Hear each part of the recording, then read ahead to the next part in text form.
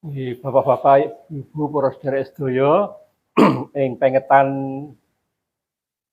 kawan dasa dinten Pak Jimmy Sirait, kita ugi sami badhe dhahar lan ngunjuk sesarengan. Ing basa utawi ing bebrayan Jawa, masyarakat Jawa, dhahar ngunjuk sarengan menika pun sebut kenduri, kenduren. Wonten ing basa Kristen pun sebat bujono. Kita nyebat ing gereja bujono menika suci. Sing suci sanes bujanane. Ning jalaran kita sucikaken. Bujono utawi dhahar lan ngunjuk sareng menika kita sucikaken.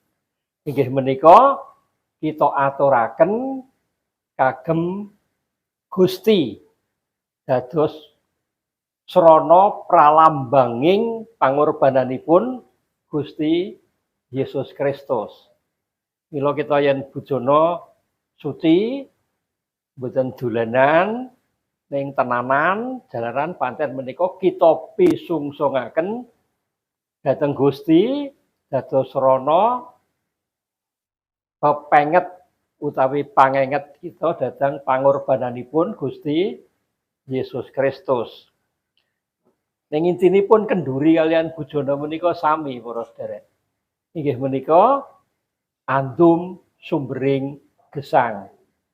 Gusti Yesus ngedum sumbering gesangipun, inggih menika gesang sugengipun Gusti Yesus piyambak dipun paringaken dhateng kita, temas kita ugi nampeni gesang saking Gusti Yesus. Wonten kenduren sami, ingkang damel kenduren menika ngedum sumbering gesang ingkang pralambangipun menika dhaharan lan unjukan. Dhaharan unjukan menika dipun dum mila gesangipun ingkang nampeni lan gesangipun ingkang ngedum menika sami. Lan jalaran gesangipun sami, mila ugi sami dene mbiyantoni, malah sami dene mbelani. Tembung Jawinipun aja kok nganti patine, larane wae ora tega larane, apa maneh nganti patine. Mila yen mangertos ingkang sakit enggal dipun pitulungi, dipun biyantoni supados enggal saged pulih waras malih. Mekaten tunggal gesang menika ugi ateges tunggal tresna lan jalaran tunggal tresna ugi tunggal mulyanipun.